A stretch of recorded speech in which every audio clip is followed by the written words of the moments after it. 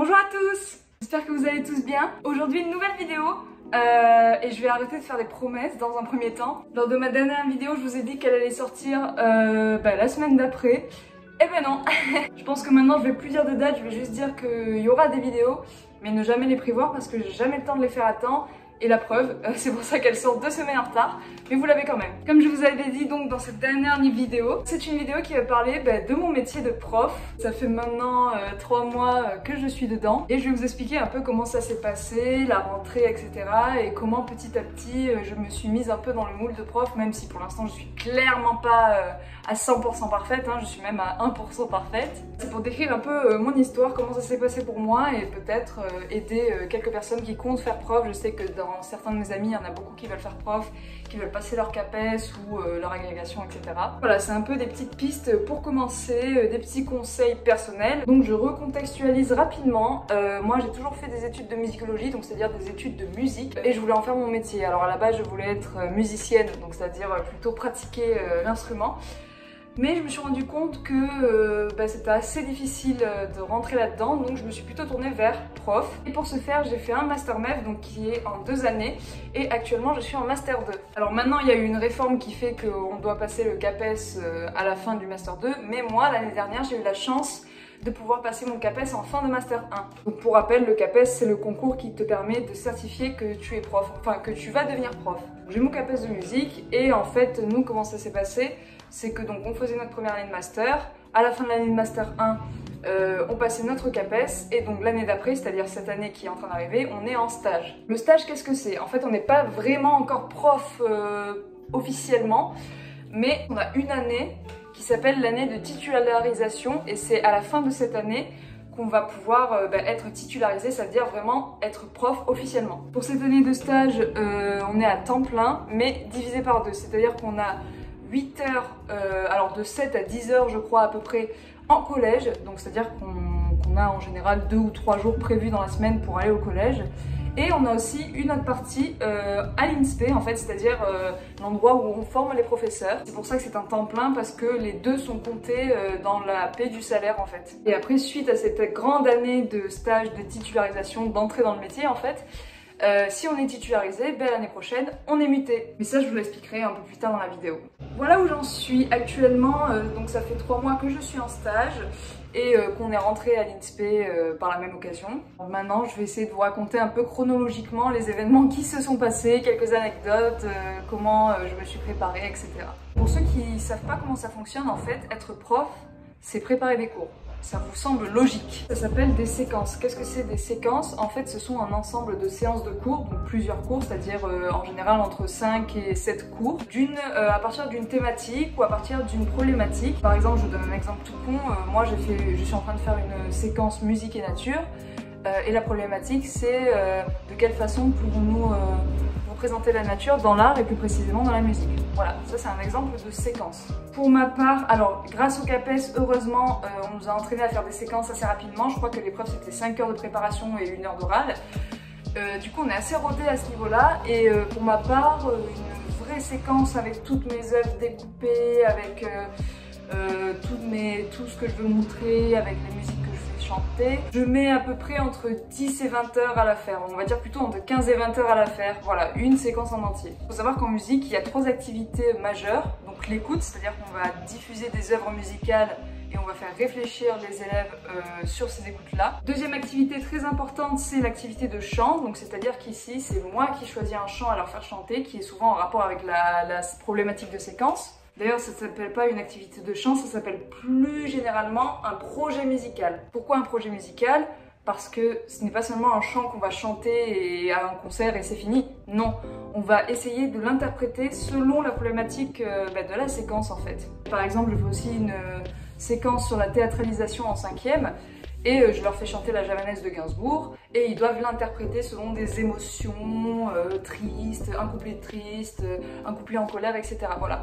C'est pour ça que ça s'appelle un projet, parce qu'on construit quelque chose autour de ce chant qui va faire qu'à la fin, les élèves vont avoir des notions et voilà, vont comprendre le but de cette séquence. Il y a une 3e partie qui sont en fait les activités musicales diverses et variées. Donc ça c'est propre à nous, c'est nous qui pouvons les inventer comme on veut, ça dépend des séquences. Par exemple pour la musique et la théâtralisation, moi je leur ai fait 5 petits papiers où il y a marqué dessus une émotion, donc joie, colère, tristesse, etc. Ils doivent piocher une carte émotion et après dire une phrase avec cette émotion. Par exemple, la phrase c'était je m'appelle prénom et je suis en cours d'éducation musicale. Et ça, c'est vraiment le truc qu'ils adorent faire parce que ça les motive et ils sont vraiment en action et ils font un peu leurs intéressants parce qu'ils aiment bien avoir de l'attention sur eux. Et ben là, c'est parfait pour eux et ils s'éclatent et ils ont fait des superbes interprétations de textes. J'ai été assez contente. Voilà la structure du cours de musique en tout cas. Je sais pas si dans toutes les matières c'est pareil, j'imagine que non. Le but pour nous, c'est de les intéresser bien évidemment et de les stimuler. Et surtout de les mettre en activité, voilà, de les faire pratiquer la musique. C'est pas seulement un cours magistral où on parle pendant des heures et ils recopient une fiche, c'est vraiment l'aspect pratique qui est important dans les cours de musique. Là, je vous ai raconté l'aspect vraiment technique, la construction de séquences, la construction de cours. Je sais pas si j'aurais dû commencer par ça, mais voilà, là c'est la base de la construction de cours. Après, ça dépend de votre discipline si vous voulez être prof. Je sais qu'en art plastique, je pense que c'est assez similaire, il y a plusieurs types d'activités qui structurent le cours. Après, tout ce qui est mathématiques français, j'en sais rien du tout. Je sais pas si vous avez tout compris, mais je sais que les enseignants y comprendront à peu près et j'aurais déjà donné un peu quelques pistes. Après, là, c'est vraiment propre à moi et propre à ma discipline aussi, il faut savoir, il faut faire attention. Mais je vais arrêter le blabla un peu technique, là, c'était vraiment côté prof. Après, ça vous a peut-être déjà donné envie de faire un peu des cours, hein, mais... mais non, on va vraiment passer à ma partie personnelle, c'est-à-dire comment ça s'est passé pour moi, la rentrée et l'entrée dans le métier, tout simplement. Avant de la rentrée, je vais quand même parler de la pré-rentrée parce que c'est une étape importante du déroulé et du processus de rentrée au collège. Donc pour la pré-rentrée, en fait, c'est simple. C'est la réunion de tout le personnel du collège, c'est-à-dire qu'il y a les profs, les surveillants, le principal, le CPE, etc. Il y a tout le personnel de l'établissement, il y a même les femmes de ménage, l'infirmière, enfin voilà, vraiment tout ce qui tourne au collège. C'est une sorte de grosse réunion récapitulative de l'année d'avant et préventive de l'année à venir en fait. C'est une grosse réunion qui se fait sur toute la journée et il y a plusieurs étapes dans cette réunion, donc moi je sais que ça s'est passé en 2 parties majoritairement. On arrivait le matin et en fait c'était explication de l'année en fait, c'est ce que je viens de vous dire en fait. Et aussi présentation du nouveau personnel parce qu'on était beaucoup à être nouveau quand même. Explication des règles pour nous parce qu'on ne les connaît pas, puisqu'on vient d'arriver dans l'établissement, parce que chaque règle est propre à son établissement. Explication des projets, explication du déroulement de l'année. Et nous après, ça doit venir de nous pour les stagiaires en tout cas, on doit aussi commencer à prendre contact avec les différents profs. Il faut savoir qu'en musique, généralement il y a qu'un seul prof, voire 2 dans certains collèges. Mais pour ma part, moi, il n'y avait qu'une seule prof et du coup, c'est ma collègue de musique. Il faut faire la connaissance de nos collègues. Là, après, il y a purement une phase de parlotte, hein, clairement. On s'assoit autour d'une table, on parle, on discute. Qu'est-ce qu'on aimerait mettre en place, quel cours on fait, enfin voilà, il y a vraiment une discussion un peu entre profs, voilà, pour voir comment nous on procède par rapport aux autres. On doit s'intégrer dans l'équipe en fait, c'est ça notre but premier, pour ne pas être solo et ne pas être tout seul dans l'entrée en collège. C'est beaucoup mieux de se faire, pas forcément des amis, mais au moins des connaissances pour qu'ils puissent nous aider et nous guider si on a des problèmes. Moi j'ai eu beaucoup de chance parce que je suis tombée dans une équipe pédagogique qui était très gentille et plutôt jeune aussi. Ça me permet quand même d'être un peu plus moi-même avec eux, même si ma collègue elle est beaucoup plus âgée, elle est à 2 ans de la retraite, mais je m'entends aussi très bien avec elle. D'ailleurs c'est celle avec qui je m'entends le plus et tant mieux parce qu'on s'entraide en général. Donc il y a cette grosse phase de discussion. Et en fait, donc on a fait aussi une photo de classe entre guillemets. En fait, c'est une photo de tout le personnel que j'ai chez moi, mais que je vais pas la diffuser ici parce que c'est irrespectueux pour les autres enseignants. Et l'après-midi, c'était plutôt l'aspect administratif. Alors pour nous, les stagiaires, c'était la visite de l'établissement. Donc ils nous ont montré toutes les salles, tous les lieux à connaître, genre le CDI, le bureau du principal, etc. Et après, c'était tout ce qui était propre à l'administratif, c'est-à-dire que chaque discipline peut faire un projet, ou plusieurs d'ailleurs, et on doit le marquer sur un petit papier et le donner, alors je sais plus si c'est à la principale adjointe ou au principal, mais en tout cas, il faut remplir un papier avec les projets qu'on aimerait faire dans l'année, c'est-à-dire les sorties, les concerts, enfin voilà, plein de choses comme ça. Nous, je sais qu'en musique, on a la chorale, donc ça fait partie d'un projet parce que la chorale, c'est un projet musical au final. Et je crois qu'on a quelques concerts aussi dans une salle polyvalente de Aix, enfin voilà. on a quelques projets, donc on donne ça. Et après pour ma part, il faut que j'aille récupérer ma clé USB. En fait c'est une clé USB où il y a plein d'informations pour la pré-rentrée, enfin surtout pour la rentrée. Et aussi tous mes documents, c'est-à-dire mes codes de connexion sur Pronote, mes codes de connexion sur le site de l'académie. Enfin voilà, il y a plein d'informations que je vais aller chercher comme ci comme ça. Dans la visite de l'établissement, il y a aussi la visite de ma salle, parce qu'il faut savoir que nous, avec ma collègue de musique, on se partage la salle à deux, donc c'est un peu compliqué parce que souvent on se chevauche. Elle m'a amenée dans ma salle, elle m'a un peu montré comment ça fonctionnait, ce qu'elle avait comme matériel, comment le vidéoprojecteur fonctionnait, parce que ça, moi, j'y avais jamais touché, je savais pas comment ça marchait. Ça s'est très bien passé, et à la fin de cette journée, bah, forcément, on se dit au revoir, etc. On se dit à la rentrée, et la semaine d'après, c'est parti. Alors autant vous dire que c'était la première fois de ma vie que j'étais devant des élèves, c'est-à-dire que même l'année dernière quand on a fait des stages d'observation, c'était que de l'observation, on n'est jamais passé devant des élèves. C'est ma première fois de ma vie en tant que prof, donc c'est-à-dire que j'allais parler devant eux toute seule sans que eux ne parlent, enfin façon de parler, mais en tout cas voilà, j'allais être moi seule face à des élèves pour la première fois de ma vie, sachant que je viens d'entrer dans un nouvel établissement, donc je ne connais pas encore ni les codes, ni les règlements, ni comment ça se passe, certains trucs, enfin c'est... En fait on se prend tout dans la tête dès la rentrée, et sans forcément savoir, sans être formé, enfin... Sans être formé, c'est un grand mot. On a été formé à l'INSPE, mais il n'y a pas eu beaucoup de pratiques. Je ne sais pas si je vous en avais déjà parlé la dernière fois, mais on n'a pas eu beaucoup de pratiques, c'est-à-dire devant des vrais élèves et tout. Du coup, c'était vraiment très intimidant et très stressant aussi, surtout. Je vais vous expliquer un peu plus en détail. Il faut savoir que j'ai 8 heures, donc c'est-à-dire que je n'ai pas tous les niveaux de classe, c'est-à-dire que j'ai pas 6e, 5e, 4e, 3e. Pour ma part, j'ai seulement 2 classes de 5e et 6 classes de 4e. Il faut savoir qu'en général, les classes de 4e sont un peu les pires. Je m'explique, en fait, c'est vraiment le stade de l'enfant qui devient ado, donc c'est vraiment l'âge de la crise d'ado. Et autant vous dire qu'ils sont vraiment chiants de temps en temps. Donc pour ma rentrée, autant vous dire que ça s'est pas si bien passé que ça, surtout que j'avais pas vraiment préparé de vraies séances de cours. C'était une séance d'approche par la pratique.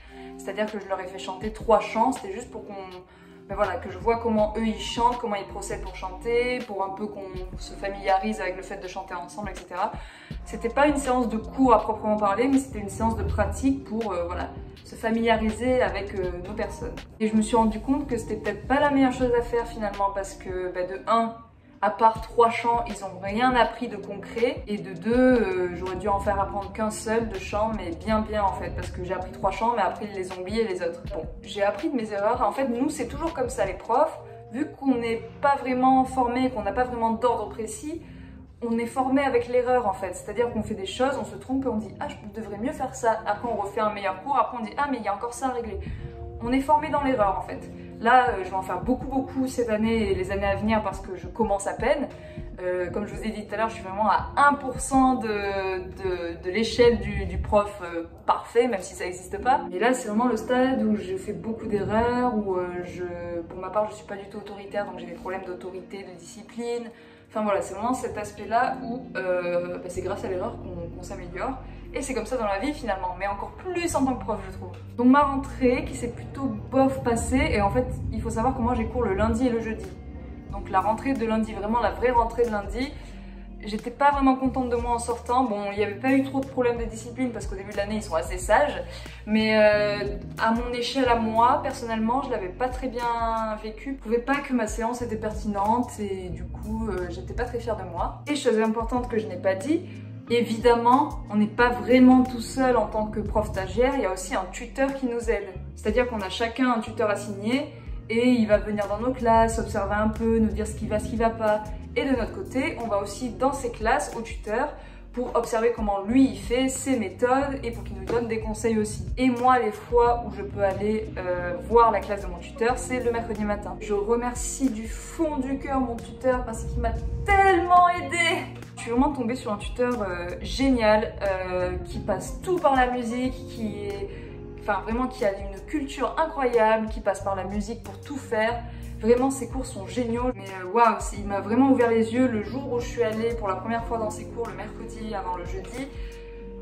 J'ai compris tout de suite où étaient mes erreurs et j'ai pu du coup améliorer ma séance de cours du jeudi. Vraiment, le tuteur, il faut ne pas s'en priver. C'est-à-dire qu'il faut vraiment l'appeler quand il faut l'appeler, il faut lui poser des questions. Vraiment, votre tuteur, comme son nom l'indique, c'est un tuteur. Donc il est là pour vous guider.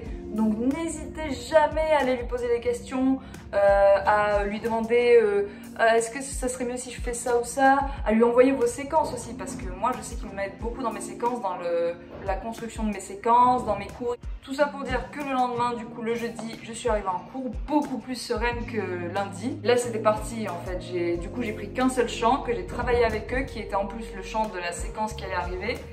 Et je me suis éclatée avec eux, vraiment, j'ai pris du plaisir. J'ai tout de suite compris où était le problème et j'ai tout réglé et c'était parti. Moi je suis partie sur une séquence très simple, que ce soit pour les 5e ou les 4e, parce que de 1 j'étais pas sûre de moi du tout. C'était ma toute première séquence, donc j'avais très peur de mal faire, etc.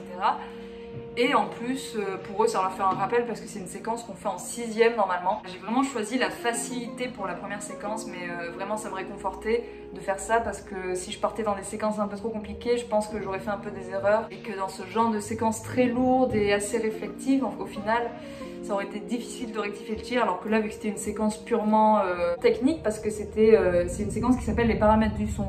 Donc c'est-à-dire que le son peut avoir plusieurs paramètres, donc la hauteur aiguë et grave, la durée long et court, le timbre, c'est-à-dire la texture ou la couleur du son, et l'intensité, c'est-à-dire le volume, donc fort et pas fort. Je voulais absolument la faire déjà parce que je l'avais fait pendant les vacances, parce que je croyais que j'allais avoir des 6e, mais aussi voilà, parce que c'est une séquence tellement simple que là c'est là où je peux surtout m'occuper des gros problèmes de gestion de classe, plutôt que de la séquence, même si sur cette séquence j'ai fait quelques erreurs encore. Mais je préfère me gourer sur une petite séquence comme ça, qui est assez simple au final, plutôt que sur une grosse séquence qui me prend 7 séances de cours, enfin voilà. On va parler de mon plus gros problème de ma vie tout le temps, c'est l'autorité. Je suis non seulement de nature gentille, mais surtout j'ai horreur de crier, de m'engueuler avec les gens, enfin voilà. En gros, j'ai horreur de faire la police, clairement, et c'est ce que demande le métier, encore même plus que d'enseigner des choses. L'aspect discipline, il prend une place tellement énorme, et encore plus en musique, parce que souvent, le cours de musique est vu comme un cours inutile, qui sert à rien, c'est jouer de la flûte, enfin voilà, on a une place un peu particulière dans les programmes des collèges, même si maintenant j'ai l'impression que ça commence à s'améliorer un peu. Mais voilà, on a toujours cette place de cours un peu chiant qu'on est obligé de faire 1 heure par semaine, c'est-à-dire qu'on voit les élèves 1 fois par semaine. C'est très peu par rapport aux autres qui les voient 8 heures par semaine. On met beaucoup plus de temps que les autres profs à connaître les élèves. Et ça, c'est mon plus gros défaut aussi, c'est que j'arrive pas à retenir les têtes, les prénoms, etc. Ça m'handicape un peu dans ma vie de prof. Mais voilà, quoi qu'il en soit, même maintenant encore, j'ai beaucoup du mal à gérer mes élèves. Et ça, c'est un truc qui va me suivre pendant encore quelques années, je pense, peut-être même une dizaine d'années. Le truc, c'est que c'est à moi aussi de savoir comment les contenir. Et j'ai du mal avec ça, clairement. J'ai des classes qui sont exemplaires, mais les 4e, vraiment j'ai beaucoup du mal pour certaines classes. Il y a 2 classes qui me posent vraiment beaucoup de problèmes parce que ça parle tout le temps, ça se lève sans autorisation. Et en plus, le pire, c'est que avant, quand tu avais une observation, maintenant ça s'appelle comme ça, mais avant on disait des croix dans le carnet. Quand tu avais une observation, tu te chiais dessus, tu en avais peur, tu n'avais pas envie de rentrer chez toi le soir. Là, ils s'en foutent. Je leur mets des observations, même des heures de retenue, ils s'en foutent. Je leur mets des points en moins, ils s'en foutent. Je leur mets une note de comportement, ils s'en foutent. Ils ont -1, ils continuent de parler. Voilà, c'est mon plus gros problème. Pour ma part, il y a certaines classes où je n'arrive pas à mettre un cadre en fait. Sachez que mettre un cadre dès le début, c'est très important. Moi, je l'ai mis un peu trop dès le début et après j'ai un peu relâché parce que je trouvais que je l'avais trop mis, mais j'aurais pas dû parce que maintenant, c'est plus difficile d'être gentil au début et de mettre un cadre ensuite plutôt que de mettre un cadre dès le début et après un peu allégé. Ça, c'est le conseil que m'a dit mon tuteur, c'est le premier conseil qu'il m'a dit. C'est que vraiment, même si tu passes pour la méchante et que tu mets des observations et tout, il faut cadrer dès le début et ne pas lâcher jusqu'à ce qu'ils soient sages comme des images. Et à ce moment-là, on peut commencer un peu à faire des blagues, à rigoler avec eux, à parler. Mais voilà, moi ça a été mon erreur de première fois. C'est que j'ai fait un cadre au début, mais pas assez conséquent et je l'ai pas assez tenu et j'ai été directement dans la détente. J'aurais pas dû, parce que du coup maintenant ils me testent tout le temps, ils voient que je pense qu'ils doivent savoir que je suis une nouvelle prof parce que déjà ça se voit à ma gueule, mais il y en a beaucoup qui m'avaient dit lors de ma toute première séance de cours, donc c'est-à-dire à la rentrée, que ça se voyait parce que j'étais pas sûre de moi, je bégayais un peu, voilà. Donc je pense qu'ils le savent. Et encore plus, du coup, ils essaient de me tester. Voilà pour la discipline. Donc ça, c'est encore un gros travail que je vais devoir faire durant mes prochaines années. Ça va mettre du temps, vraiment ça va mettre du temps. Encore là, heureusement que je reste juste une année du coup, donc c'est vraiment mon année où je vais pouvoir tester des choses. Mais vraiment, quand je vais rentrer dans mon vrai collège où je vais rester plusieurs années, il va falloir que je lâche pas l'affaire, tout simplement. Sinon, à part ça, vraiment, j'étais très anxieuse au début de pas aimer le métier de prof en fait, parce qu'à la base, c'est pas du tout ce que je voulais faire. Et du coup, les premières semaines, j'hésitais déjà à arrêter en fait, parce que bon, moi, je me démotive très rapidement. Pour ma part, je pense que je vais m'y faire. Après, il faudra voir l'année prochaine, quand je serai mutée dans mon vrai collège, comment ça va se passer. Alors là, je me permets de reprendre le micro en voix off parce que en parlant, je n'avais pas fait attention, mais on entend beaucoup les travaux à l'extérieur. Et donc on comprend rien à ce que je dis. Donc je ne vais pas me doubler, mais je vais tout simplement expliquer ce que j'étais en train d'expliquer dans la vidéo. En fait, j'expliquais le système de mutation, c'est-à-dire qu'en fait, là pour l'instant, je suis dans mon collège de stage, mais je n'y reste qu'un an. Et ce qui va se passer, c'est qu'en ce moment, on est en train de faire des vœux, c'est un peu comme post-bac, on doit faire nos vœux d'académie. Donc les académies, c'est par exemple Aix-Marseille, Nice, Montpellier, Grenoble, etc. Et on doit classer ses vœux en fonction du nombre de points qu'on a. En fait, chaque académie a un nombre de points spécifique. Ça va de 14 points à, je crois, la plus élevée, c'est 1200 points, un truc comme ça. Et le nombre de points, en fait, ça veut dire à quel point elles sont accessibles. Par exemple, une académie à 14 points, c'est une académie qui est très accessible parce qu'il y a beaucoup de postes, mais pas beaucoup d'entrants, ou en tout cas pas beaucoup de personnes qui demandent par rapport au nombre de postes. Donc ça veut dire que tu peux y aller, t'inquiète, tu fais ta demande et tu vas direct. Par contre, les académies avec beaucoup plus de points, genre par exemple 500 points, ça veut dire qu'il n'y a pas beaucoup de postes, mais qu'il y a énormément de demandes. Et c'est la spécificité des académies du Sud, parce que tout le monde a envie de venir dans le Sud, mais malheureusement, vu que c'est souvent que des jeunes, les postes ils sont encore pris et pour longtemps. Donc c'est un peu difficile pour rester dans le Sud, mais je verrai bien comment ça se passe. En soi, ça me dérangerait pas tellement de bouger du Sud, mais j'aimerais quand même bien rester où je suis, enfin en fait précisément à Aix-Marseille, parce que je me suis fait des habitudes et j'ai encore mes amis là-bas, j'ai mon copain qui reste là et que je vais devoir quitter parce qu'il va pas me suivre puisqu'il a encore un master et il doit continuer son master là-bas. Enfin bref, c'est un peu compliqué, mais après si je dois partir dans le Nord, moi ça me dérange pas tant que ça me fera voir un peu du pays, ça me fera prendre l'air. Dans tous les cas, on verra bien, là on doit formuler nos vœux. Je pense que je vais quand même essayer de mettre les académies qui sont dans le sud, Aix, Nice, etc. Pour essayer, on verra, parce qu'il suffit que je tombe sur l'année où il n'y a pas beaucoup de demandes pour Aix-Marseille par exemple, je suis prise, même avec 14 points, parce qu'il faut savoir qu'en tant que stagiaire débutant dans le métier, on n'a que 14 points, donc c'est-à-dire qu'on a le minimum de points, mais parce qu'on n'a aucune année d'ancienneté en fait, et au plus tu enseignes dans l'éducation nationale, c'est-à-dire au plus tu fais des années dans l'éducation nationale, au plus tu gagnes des points. Et alors je vais pas l'expliquer ici parce que c'est un peu compliqué, mais nous on a un système d'échelons, c'est-à-dire qu'il y a je sais plus combien d'échelons exactement, je crois 5, 6, 7, je sais plus. Et chaque année ou chaque paire d'années, on monte d'un échelon. Par exemple, moi je suis échelon 1 parce que je viens de commencer mon métier. Et l'année prochaine, je serai échelon 2. Et l'année d'après, je serai échelon 3. Et après, c'est-à-dire 2 ans après ou 3 ans après, je sais plus, je serai échelon 4, enfin, etc. Et ça monte comme ça. Et grâce à ces échelons, je gagne des points pour la mutation. Par exemple, si, admettons que l'année prochaine, je sois mutée à Paris, il va falloir que je reste 2 ou 3 ans, voire 4 ans à Paris pour gagner des points et ensuite revenir dans le sud si j'ai envie de revenir. Tout simplement, donc on verra bien comment ça se passe. Pour l'instant, j'ai pas encore fait mes vœux, je vais attendre un peu.